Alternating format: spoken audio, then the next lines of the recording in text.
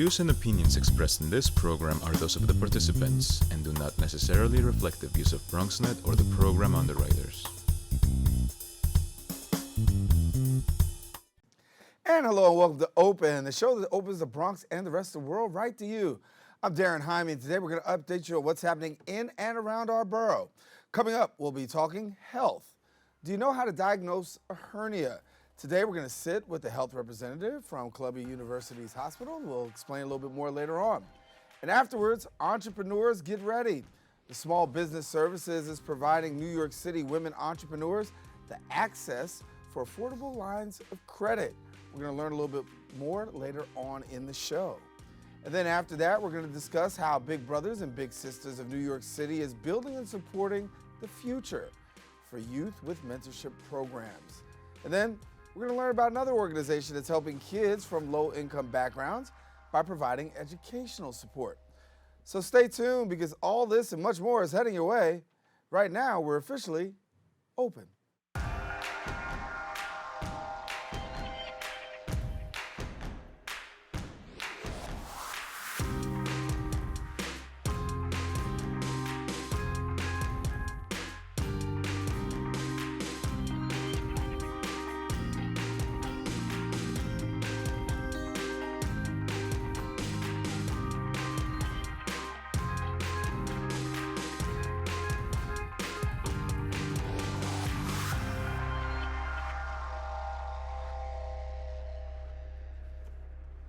And hello everyone, I'm Daren Jaime and today is Wednesday, November 20th. You're watching Open, a live program bringing the Bronx and New York City straight to you. We also want to welcome our viewers on Manhattan Neighborhood Network as Open is being broadcast simultaneously on MNN's channels. Now you can stay connected to us on all social media platforms at BronxNet TV. Well, some things have been going on throughout the past week. We're going to take you through it with our Bronx updates.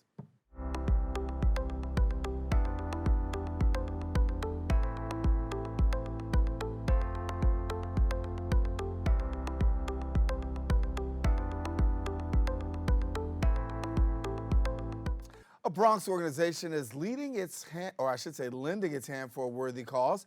Realtors from Keller Williams Realty held a fundraiser at the Villa Barone Dining Hall, helping men and women in the communities around the Bronx fleeing from domestic violence.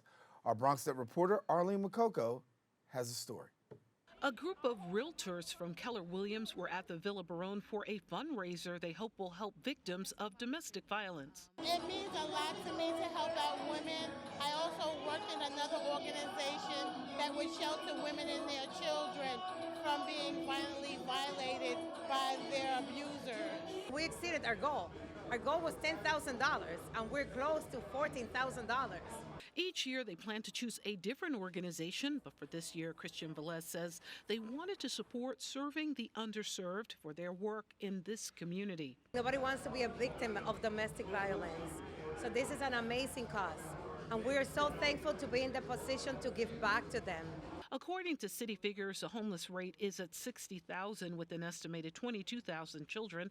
The attention of a real estate company on an issue like this is key for the Bronx as communities become gentrified. Keller Williams says it's for this reason that they want to partner with local residents for a better Bronx. The branding here tonight is that the real estate industry is giving back to their community. New York City Council member Fernando Cabrera, who last month took part in a groundbreaking ceremony with Keller Williams for a new 175-unit affordable and supportive housing complex, hailed the realtors for demonstrating their commitment to the lives of the people here in the Bronx. And they're giving to the right organization, so it's a great marriage. It's all about giving back to our communities and to make it just better. That's the whole point behind it. We do business here, we live here, and we just want to support it and make a difference. This cause really hit my heart. You know, when Keller Williams says, we're going to do this, and so we all pushed each other, and we did an amazing job, and I love it. Opened in 1978, SUS has long worked to provide housing for the underserved. Today, that now includes victims of domestic violence. For BronxNet, this is Arlene Makoko. And thank you, Arlene. Turning now to holiday news. The New York Yankees and Crasdale Foods present a pre-Thanksgiving food voucher giveaway. Individuals in attendance will receive a voucher which can be redeemed at a local C-Town or Bravo supermarket. Now, due to a limited supply, vouchers will be allocated on a first-come, first-served basis. You would have to bring ID and proof of Bronx residency. Now, the giveaway is taking place on Thursday, November 21st at 9:30 a.m. at Gate 2 and 8 at Yankee Stadium, located at 1 East 161st Street. Now, for more information, you can call 718-293-4300. That number, once again, 718-293-4300. In transit news, New York City Mayor Bill de Blasio signed into law a redesign of city streets, putting an emphasis on bikes and bus lanes. The $1.7 billion plan mandates the city to build 400 miles of protected lanes, as well as upgrade bus stops and crossing signals, all of this within a 5-year time span. Now, critics argue the plan will increase traffic and reduce the number of already hard-to-find parking spots, but transit advocates champion it, saying more protected bike lanes will make the streets safer, saying, quote, I'm proud to sign these new Safe Streets legislations that will further the ambitious commitments we've begun under Vision Zero. That's according to Mayor Bill de Blasio. He also went on to say, we're confident that this new plan firmly cements New York City's reputation as the nation's leader on street safety. The law will take effect in December 2021 and require the Department of Transportation to reissue a new transportation master plan every 5 years. In education news, our BronxNet reporter Stephen Powell's out on the street.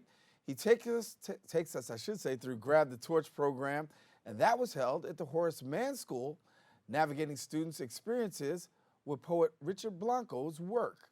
We'll take a look at that right now. Oh, say, can you see us by the dawn of our ancestors' light still breathing through the cities we forged with the wind of our wills? Horace Mann School students were presented with the opportunity to recite Richard Blanco's poem, The U.S. of Us, as a part of the Learning Institution's partnership with Grab the Torch, otherwise known as GTT. CEO of GTT, Dave Aldrich, described how Blanco's story could inspire the Bronx youths. Everyone here knew that there was a part of them up there. And I think what Richard conveyed was anyone can accomplish what he's accomplished.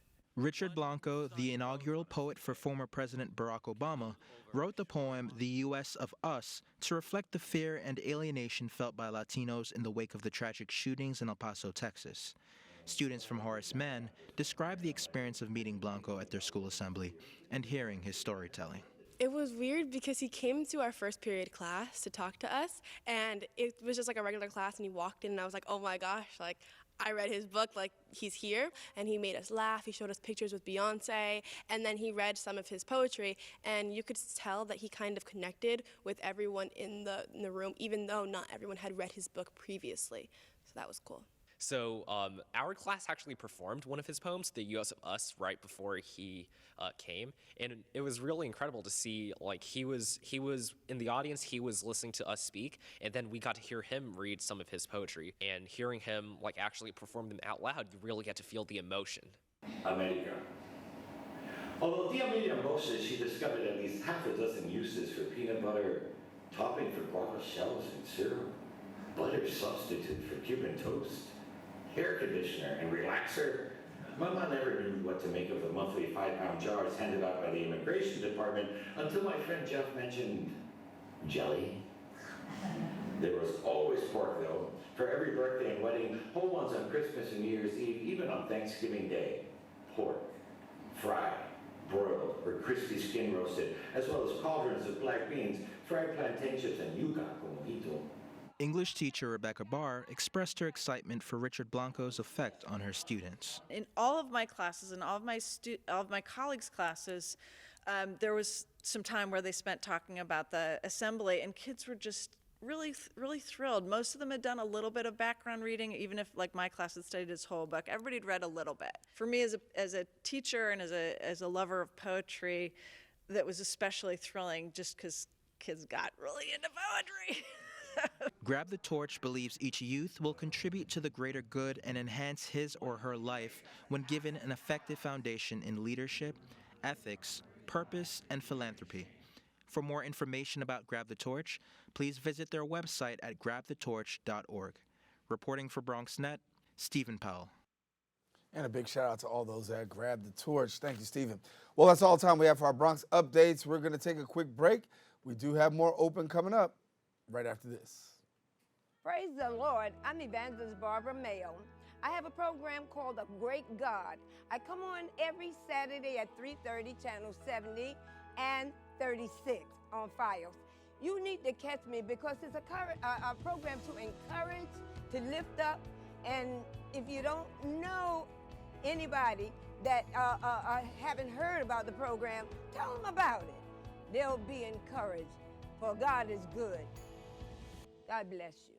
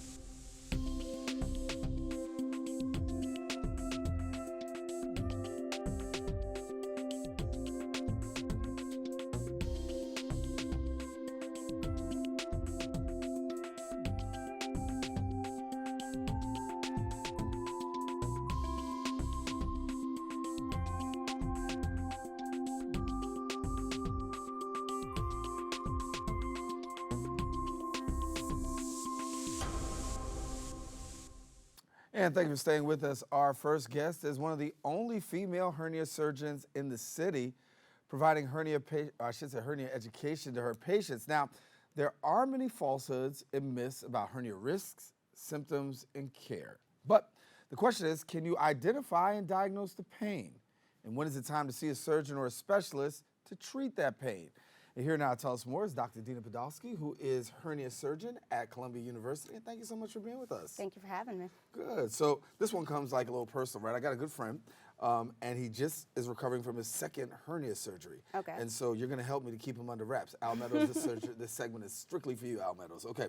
So let's talk a little bit about a hernia, right? For somebody who doesn't know, what exactly is a hernia?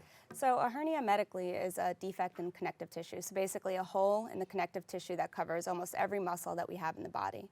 I like to just use the scenario as kind of a hole in a t-shirt. Some things pop through that hole, some things don't pop through that hole. When something actually pops through the hernia, that's when people start to notice they even have one.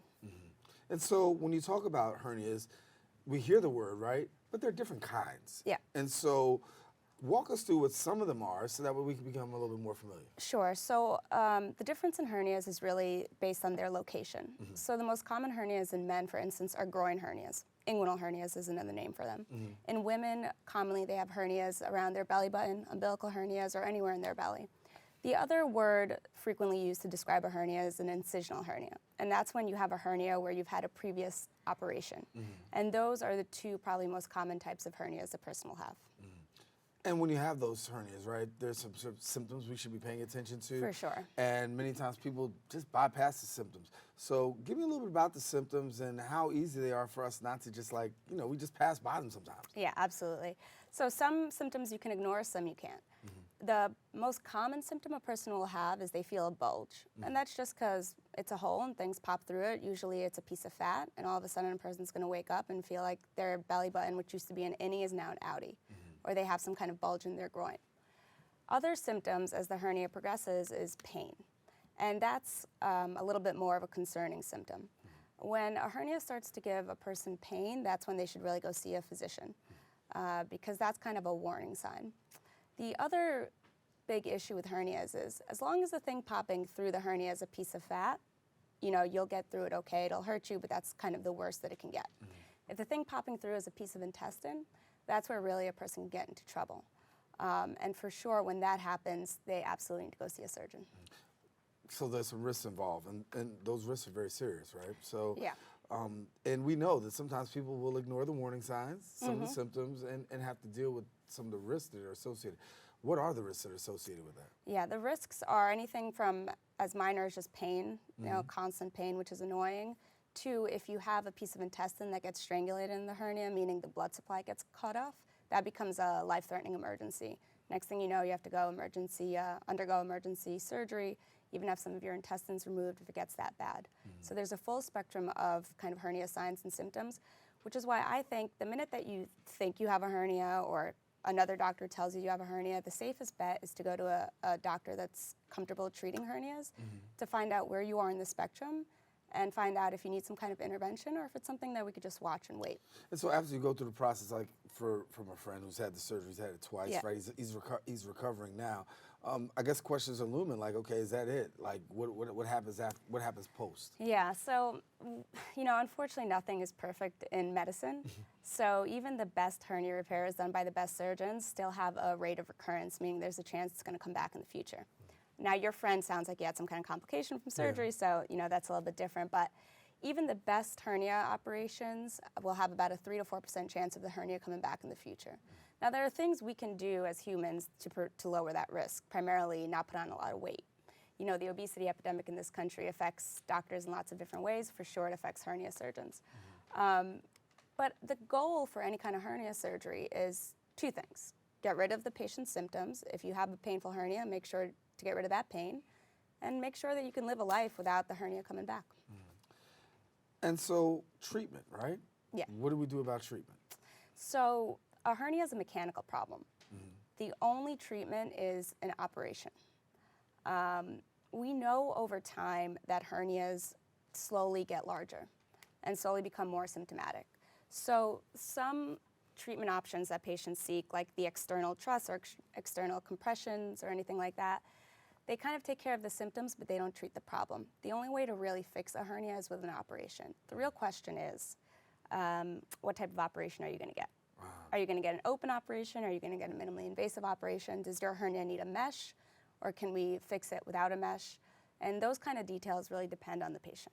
So how do I keep my friend in check now? He's already had the operation, right? So he's had the operation. I want to make sure that, you know, he's doing the right thing. What should I be watching out, and what should I be telling him? Tell him to live his life, do his thing, you know what I mean? There's no point of any operation that's going to stop you from living your life. If the hernia comes back, luckily at Columbia we have a hernia center now, so we have lots of docs that specialize in this and recurrent hernias, et cetera. Just tell him not to put on any weight and tell him not to smoke cigarettes. Because of all the things that are really going to hurt you from healing and a hernia coming back, it's going to be cigarettes and weight gain. Wow, okay. So you're one of the only female hernia surgeons in New York City, I understand. Yeah. So what made you decide to go into this field?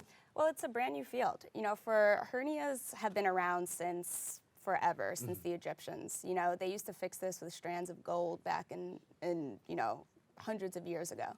But only in the last decade or two, I would say, has the field really grown in specialization with people like, for instance, my partner, Dr. Nowitzki, really leading new techniques and revolutionizing the whole field. So the whole idea of a hernia surgeon is still relatively new. And I just thought, you know, hernias affect so many people. Right. It's much more common to have an inguinal hernia, for instance, than to have very rare types of cancer. So if you do this operation and you do it well, your ability to affect a lot of people is huge. Right. And that's what I liked about it. Well, congratulations. Are we seeing any common threads with your hernia patients? Common threads. I mean, unfortunately, the most common thread I see is somebody's coming to me who's had a hernia surgery before. Lots of hernia operations are done in the country, around 150,000 to 250,000 a year. Costs the healthcare system over $3 billion. And a lot of times, those hernia operations will fail.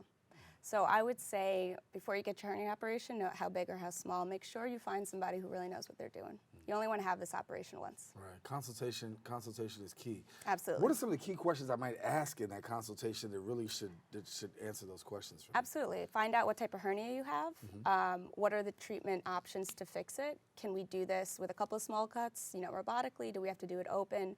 If I'm using mesh, what type of mesh am I using? How am I fixating the mesh? And then lastly, what can I reasonably expect from my recovery? Dr. Dina Podolsky, a hernia surgeon at Columbia University. Thank you for the education. Thank you so much. Thank you for helping me keep my friend in check too. Yeah, absolutely. Al, I'm coming to talk to you right after the show. All righty, to schedule an appointment now, listen, you can do this. You can call 212-305-5947. Find out that information. You never know. It might be quite life-saving. Now, we are taking a quick break. We do have more open coming up, so stay with us. We're coming right back right after this. We built a media network for you. BronxNet TV. Come learn in your new state-of-the-art studios at Lehman College. At Mercy College. And coming soon to the South Bronx in the Hub. Inspire with your stories, culture, history. Your Bronx on BronxNet. Engage with us. Connect with us at your channels and at BronxNet.tv. Learn, engage, inspire. BronxNet TV. From the Bronx to the world. BronxNet.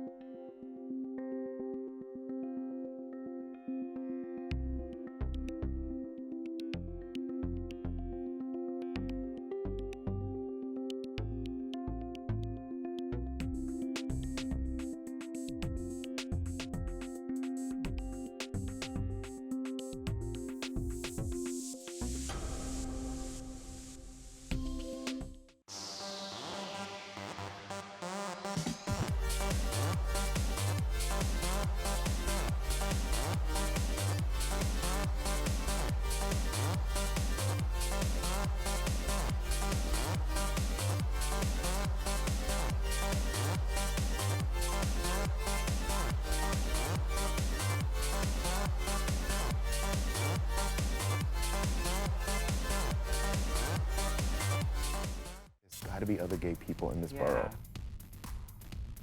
That is the goal of this show, to give the community a voice. As writers, as producers that write queer content, you know, we definitely have to open the door for the person behind you. The community always comes through.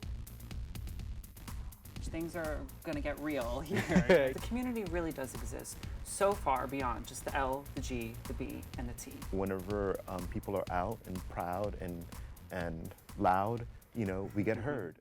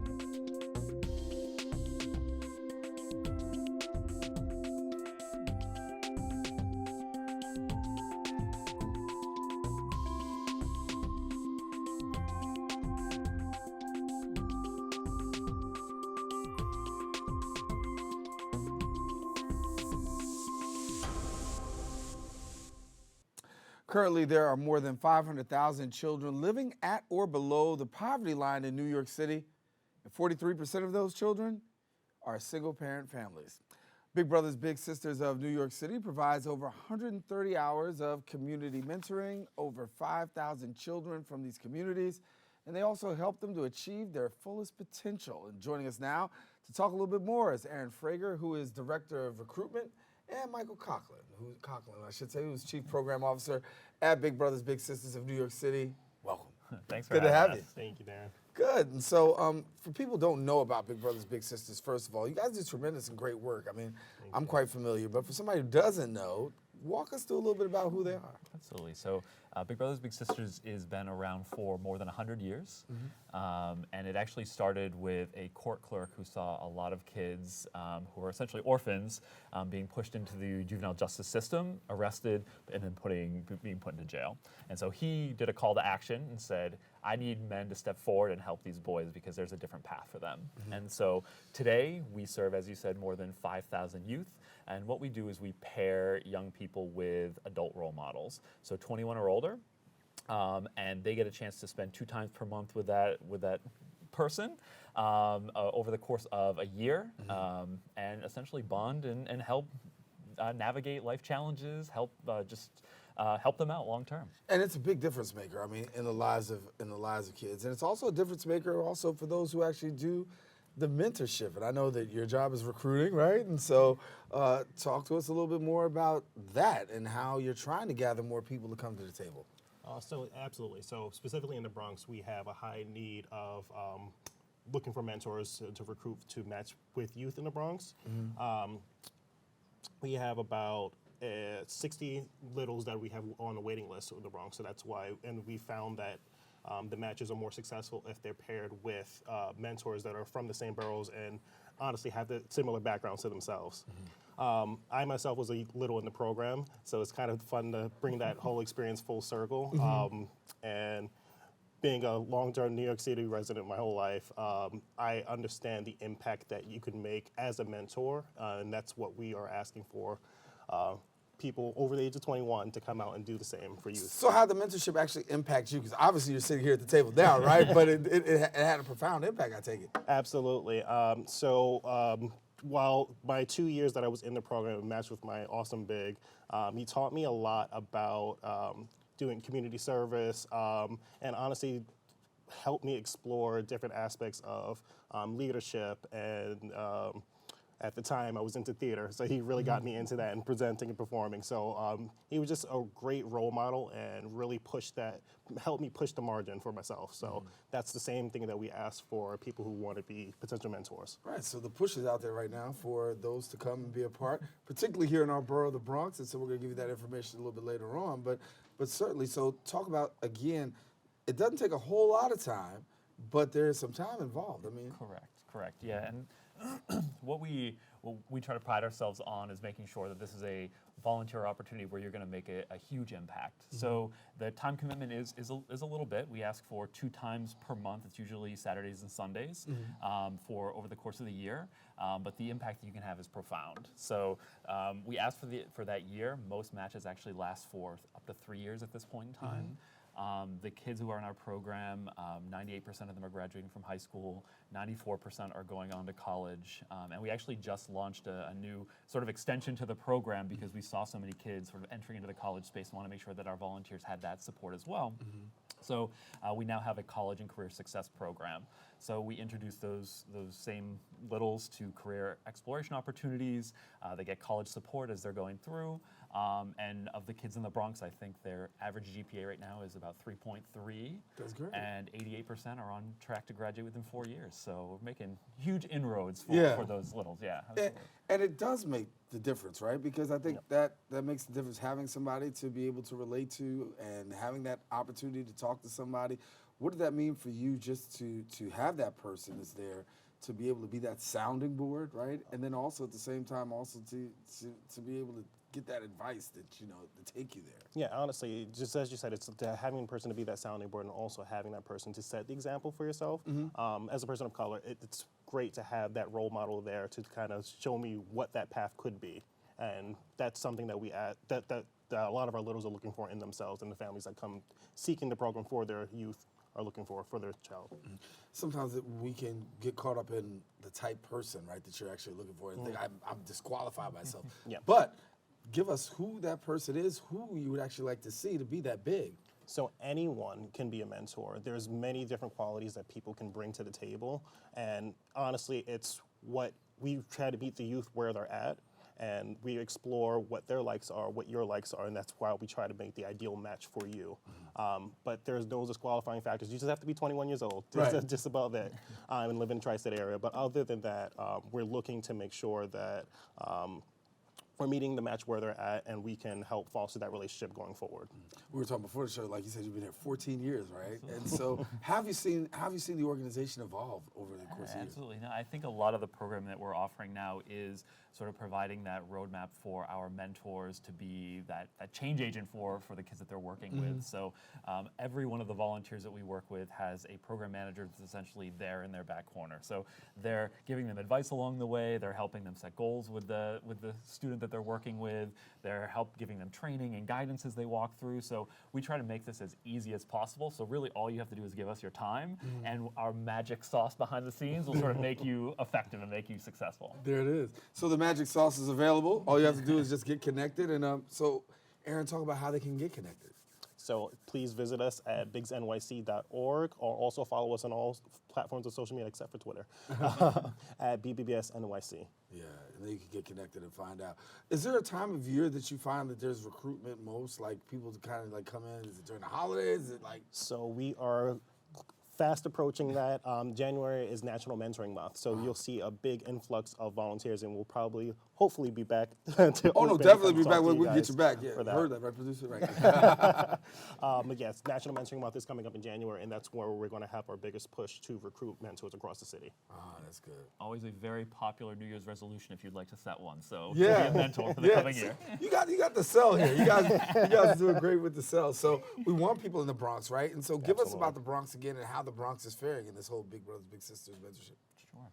So the Bronx represents about 25% of the kids that we work with, as most of our kids in our program, the kids in the Bronx are excelling. So 98% of those kids are going on to college, graduating from high school. 94% are going on to college, and now with the College Success Program, most of them are on track to graduate. Wow. So really, it is just volunteers stepping forward and being able to change that life. And you got a waiting list right now, right, for kids to be matched up? So we have about 60 kids that are on the waiting list right now. So that's we're actively looking for men and women to step up and become these mentors for them. All right, so we need about 60. So Aaron, thank you so much. Mike, thank you so much for coming. And hopefully we can get a few more people to get connected. Absolutely. Thank you so much, Daren. All right, thank you. Now listen, if you want more information on Big Brothers and Big Sisters of NYC, visit their website, bigsnyc.org, or on social media at BBBSNYC. So stay tuned. We got more open. We're coming right back right after this. Did you know that brain and spinal cord tumors are the deadliest form of pediatric cancer? It can happen to anyone. I'm not hungry. My tummy hurts. You can help us be part of the solution. Get in here. Hurry. You can be part of our family. It's okay. Please support our mission today. Making Headway Foundation, dedicated to the care, comfort, and cure of children with brain and spinal cord tumors. It's time to get serious about your future. At Bronx Community College, you can earn an Associate of Applied Science degree and become a medical laboratory technician in as little as 2 years. Earn an average salary of over $50,000 a year in one of the most rewarding careers in medicine. All you need is a high school diploma or equivalent to get started. Those who qualify can get tuition covered by grants and scholarships. So why wait? For program details, contact Bronx Community College today. What's up, guys? It's your girl, D Essence here, right on the set of the D Essence Show. Please tune in each and every Wednesday at 9 p.m., Files 34, Optimum 68, and live streaming, BronxNet.tv. Or you better get in line.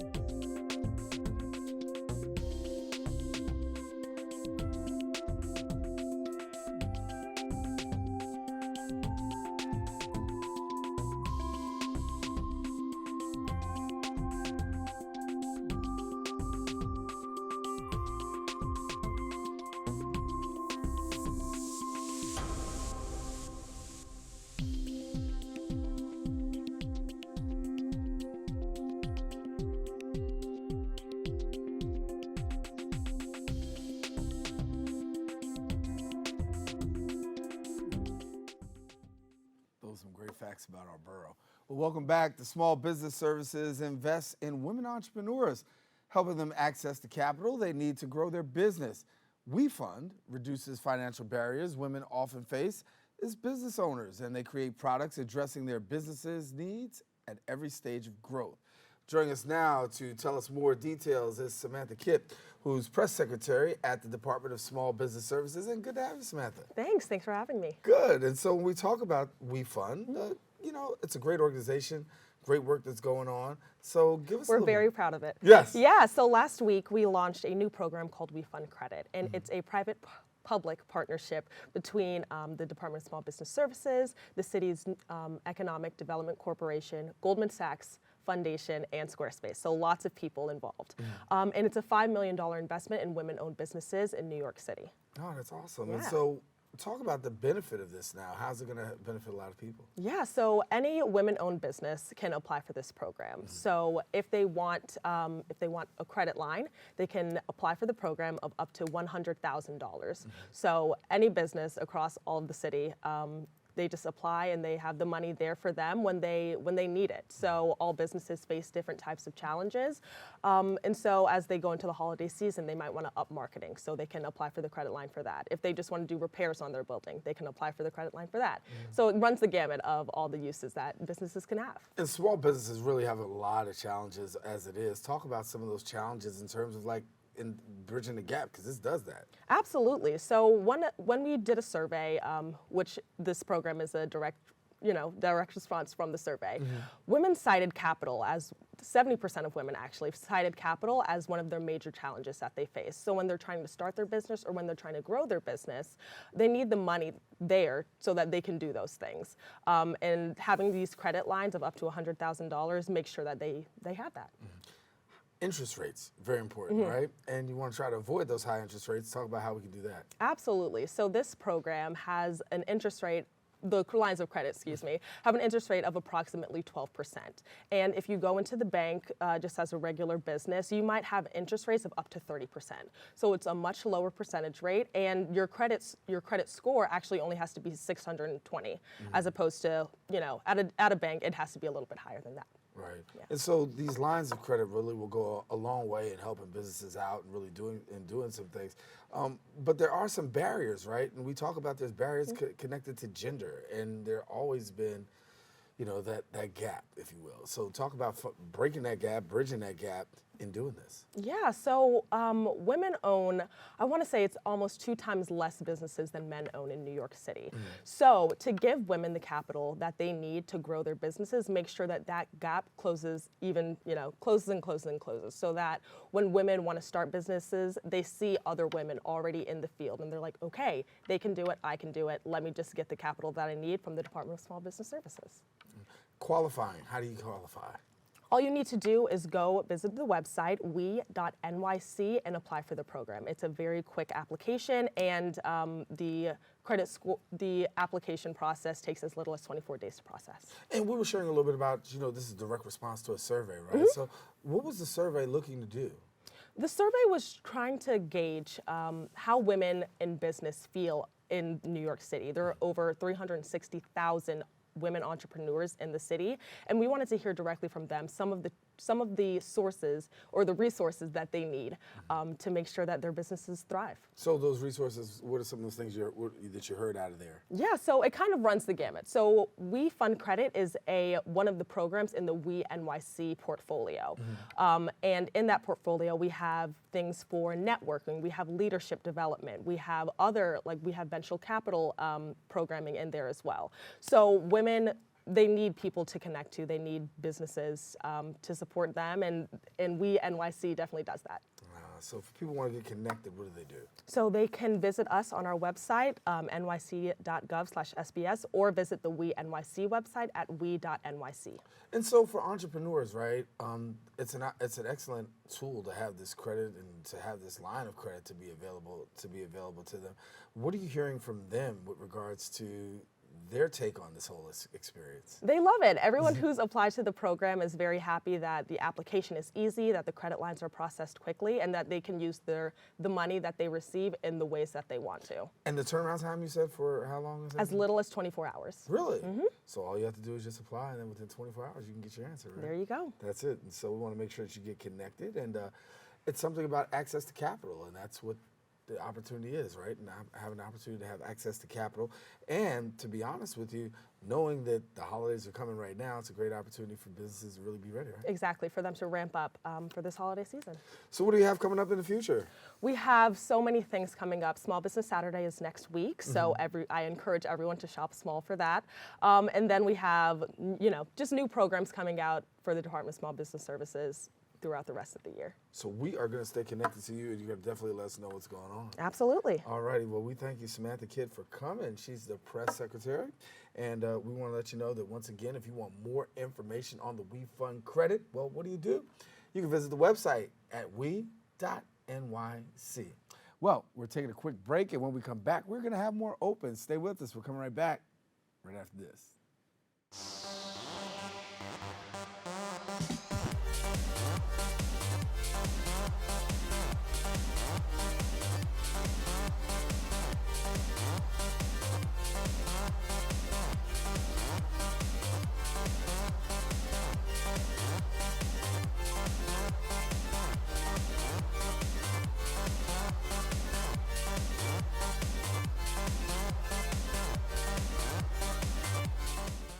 We are Jerome Avenue, the heart of the Bronx. This is where I grew up. Business is booming, people are moving, everyone works hard. Nothing was handed to anyone here. I've been in here to take my passport pictures. I bought flowers here for my mother. Oh, this is where I get my smoothies, by the way. Continuation. This is what we call the O, 170th Street. It feels so Bronx. Hey, my man Fonzie. We've walked up and down the corridor, nothing but love. And I'm glad to say that Jerome is home.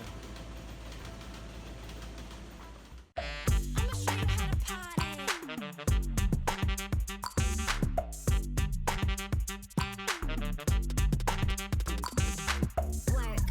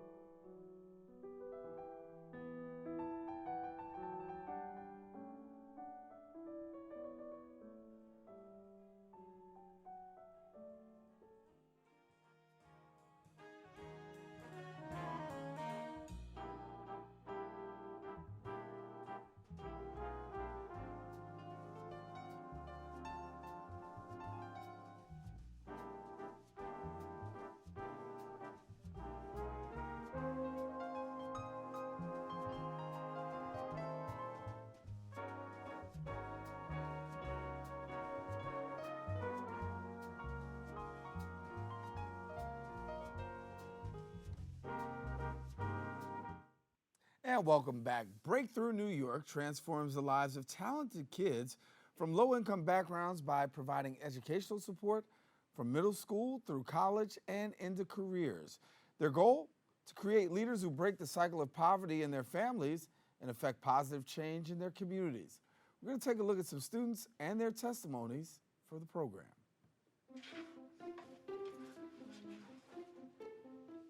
My family is from Jamaica, and my mom came here so that we could live a better life. When I first came to BTNY, I was nervous about the work because I didn't want to fail anything. And my first day, we had to take 2 tests. But I actually made a friend. I don't know if he's gonna be watching this, but his name is Kevin. So yeah, shout out to Kevin.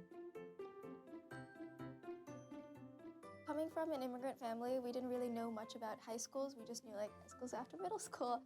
I didn't know any of the other schools Breakthrough introduced me to, so I was very hesitant to go to Calhoun. It's very intimidating to go into predominantly white institutes where you're nervous about your identity. I often thought, I'll never fit in there, but a mentor from Breakthrough sat down and she said, take the path not taken. And with our peer leadership program, just having an older student who's been through it say, it's fine, be proud of who you are, it really makes a difference. And there you see some of the testimonies of Breakthrough New York. Well, joining us now to tell us more, Beth Onfrey, who is the executive director, and we thank you so much for being with us. Thank you so much for having me, Daren. Enjoy the testimonies. They're wonderful students. Yeah, and so for people who don't exactly know a little bit about Breakthrough New York. So Breakthrough New York is a 10-year free college access and success program. Students apply during the 6th grade, and we work with them for the next 10 years, providing academic support and enrichment, and we help them navigate the confusing and challenging application processes for both high school and college and support them all the way through college graduation. So when you're a student, you face a lot of challenges, and your job is to really try to help them to navigate the challenges, right? What are some of the challenges that they're facing that maybe we don't particularly know? Yeah, I think some of it just comes from what's challenging about being a student or being an adolescent. Some of it comes from the challenges of a complicated school system. You know, every student has to apply to high school regardless of where you currently go to school. Just to go to your local school, you have to go through an application process. And our students are really motivated. They're really excited about being challenged academically, and they want to go to a school that will really prepare them to go to college. So they apply to 3 different types of schools, private schools, parochial schools, and public schools. And even within that, there are different options: specialized high schools, selective high schools, independent day and boarding schools. And they have so many different parts to those tests. So knowing what it is that they need to do, how they need to do it, let alone other challenges that can come from how do they get to the places they need to go. Our students are again really dedicated. They come to our programs after school, but they have to commute a long way to get there. They're just there are lots of challenges along the way that we try to help them with. And so, as you recognize these challenges, your job is certainly to navigate them through. So, how does your organization really do that in terms of navigating through those? Yeah, I think a key part of that is providing information and doing it through partnerships. So we work really closely with our students and families from the beginning of their time in the program. So as they enter the summer after 6th grade, they're in our program all day long for 5 weeks during the summer. So students are really dedicated to academic enrichment, and we're providing opportunities for them to build skills so that when they apply to these high schools, that they are successful applicants and that they can thrive in these really rigorous environments. And we want to make sure that parents are on board with that too. It's a lot to kind of figure out what's right for their child. And so we start off by explaining what our program is like. We make sure we go through all the different options for families and how to decide among those options when they're starting to really consider the high school admissions process. And we do that at the end of 7th grade, so in kind of winter, spring of 7th grade, well before they need to actually submit those applications in 8th grade. So you've got low-income students that you're helping and assisting, right? Then you have the whole question about private schools. Yeah. Because, and we know the private schools are costly. Yep. And they cost a pretty penny, and education is going up pretty high. But you encourage, actually, kids to go ahead and apply to private school. Yep. Why? Great question. Interestingly, sometimes what seems to be the most expensive option can actually be really affordable because of the great financial resources that those schools have and are able to provide our families. So it's complicated to fill out financial aid forms sometimes, and we're here to help with that. But when you apply for aid, some of our students are eligible for full scholarships at these institutions. So we don't want them to limit their options because of an initial price tag, and the same is true for college. Sometimes private colleges can appear to be expensive, and they also are sometimes the most well-resourced and can provide really generous financial aid packages. So we want to make sure our students are checking out all options, public and private. Yeah, and so you got this process, and I know because being a dad and having to go through this process with my son with high school and then into college, it is like I felt like I was going to college all over again, right? And so you're trying to navigate, but there are common mistakes that we make, right? So what are some of the mistakes that we're making when you're involved and engaged in this application process? Because if we can help somebody through that, I think that would be great. Yeah, I think part of it is just the stress of it. We can get so bogged down in the anxiety about how it's going to work out that we can kind of paralyze ourselves or feel overwhelmed that there are just so many options out there. Or on the other hand, not considering enough options because I have my heart set on this one particular school. I find with a lot of our families, they know about one school in particular. Here in the Bronx, it's often Bronx Science, and which is a wonderful school. It's also a really big school. Not all children will thrive in that environment, and so we really try to encourage our families to kind of take a step back, look at a range of options and really cast a wide net that's particular to what their child likes, what they're interested in, what they want to accomplish. They don't need to apply everywhere, and we'll help them kind of sort through what the best options would be for them, but to really keep an open mind, because I think that there's only so much information you can have before you get accepted to schools and go visit them. I mean, some schools are now hosting open houses, and we're trying to make sure our families are informed about that. But some of our families, if you're working, if you're living further away, you can't stand online for hours for an open house. It's just not accessible. And so trying to navigate what's realistic and kind of set realistic expectations for yourself while also kind of aiming high and trying to do your best. And Beth, in the beginning, we saw like testimonies, right? But what are some of the success stories that stick out in mind for you? Yeah, I mean, I think two of those students certainly are success stories. London, I think, is in 8th grade now, so he's applying for schools. Khadijah's in her senior year of high school, so she's applying to college now. And she is thriving in her high school. And she's, I think she was surprised to find that this private school option for her, it really met her needs and was something that was different from what she was thinking of when she entered our program. So, but there are many others. I mean, we have students who, through our 10-year pipeline, have already graduated from college, are off in the world pursuing graduate degrees or in a field that's really exciting to them. One of our alumni is he works in real estate here in the city in his home neighborhood. He's in Brooklyn, but he is excited to give back and is part of our Young Professionals Board. So he's kind of mentoring our students and contributing to us in different ways. So I think it feels daunting, but our students, I mean, 98% of our students are going to college prep high schools. 98% are on track to graduate from college. It's pretty impressive given the fact that 16% of low-income students are nationally graduate from college. So who qualifies for Breakthrough New York? Yeah, so we do work with students from low-income families, and we work with students who are academically motivated and have high academic potential, but still a range of performance thus far. So students who are getting 80s or above in their classes, students who are getting 3s and 4s on their state exams. They do apply during the 6th grade year, so if you have a current 6th grader, they can go to our website, btny.org, to find out more about the application process. We also reach out to middle schools around the city, and about a third of our students are from the Bronx, so strong representation here. And one of the nice things that we have in our program is that we have local sites, so that when students come to our after-school program, we have a site here in the Bronx, so it's a little closer to home and school. But really, we're looking for students who are just excited to eventually go off to college. 10 years is a long time to commit, and we will make sure that students and families understand what that looks like because they're doing summer and after school classes with us during middle school. But it's a wonderful community. They find they find peers who are really excited to do the same things and support one another along the way. And I think that's an important part of our program. Only got a few seconds left, but I want to ask the question. Resources, right? So Yeah. if you're a low-income family trying to find those resources, maybe I don't get to Breakthrough New York, right? But I still want to know what those resources are. Where do I go? What do I look?